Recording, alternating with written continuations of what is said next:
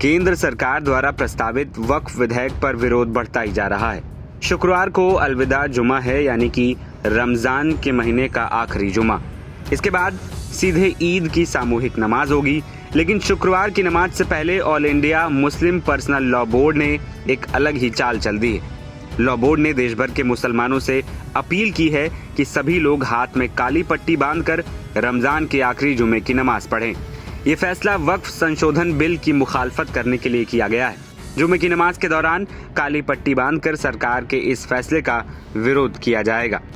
X पर एक पत्र साझा करते हुए AIMPLB ने कहा है कि अल्हम्दुलिल्लाह दिल्ली के जंतर मंतर और पटना के धरना स्थल पर मुसलमानों के जोरदार विरोध ने कम से कम भाजपा के सहयोगी दलों में हलचल जरूर पैदा कर दी है।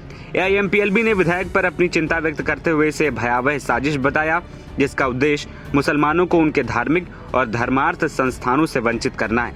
पत्र में लिखा गया है कि वक्फ संशोधन विधेयक 2025 मुसलमानों को उनकी मस्जिदों, ईदगाहों, मदरसों, दरगाहों, खानकाहों, कब्रिस्तानों और धर्मार्थ संस्थानों से वंचित करने के उद्देश्य से एक भयावह साजिश है। अगर ये विधेयक पारित हो जाता है तो सैकड़ों मस्जिदें और धर्मांध संस्थान हमसे छीन लिए जाएंगे। इसीलिए देश के हर मुसलमान की जिम्मेदारी है कि वो इस विधेयक का कड़ा विरोध करे। All India Muslim personal law board सभी मुसलमानों से अपील करता है कि वे जुमा उल विदा पर मस्जिद में आते समय शोक और विरोध का मौन और शांतिपूर्ण अभिव्यक्ति के रूप में काली पट्टी बांधें। AIMPLB के महासचिव मौलाना मोहम्मद फजलुर रहीम मुजाहिदी ने एक वीडियो पोस्ट कर अपील की है, जिसमें उन्होंने लोगों से नमाज के लिए जाते समय अपने दाहिने हाथ पर काली पट्टी बांधने की गुजारिश की है। बिस्मिल्लाहिर्रहमानिर्रहीम।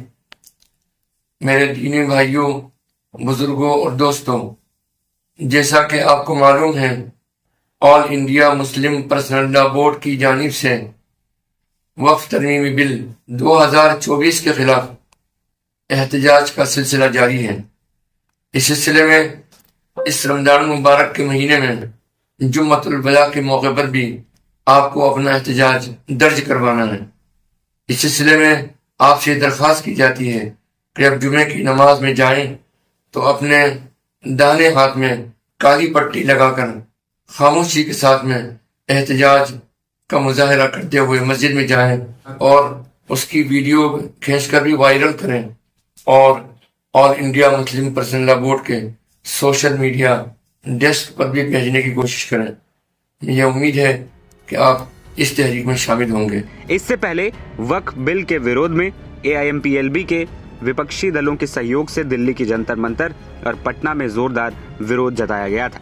दूसरी ओर संसद की JPC ने वक्फ संशोधन विधेयक पर अपनी रिपोर्ट बीते 30 जनवरी को ही लोकसभा अध्यक्ष ओम बिरला को सौंप दी थी। इस बिल को लेकर 31 सदस्यों वाली कमेटी ने कई बैठकें और चर्चाएं की थी। माना जा रहा है कि वर्तमान में संसद में जारी बजट सत्र के दौरान ही वक्फ संशोधन विधेयक को संसद में पारित करने के लिए पेश किया जा सकता है। NBT ऑनलाइन की रिपोर्ट।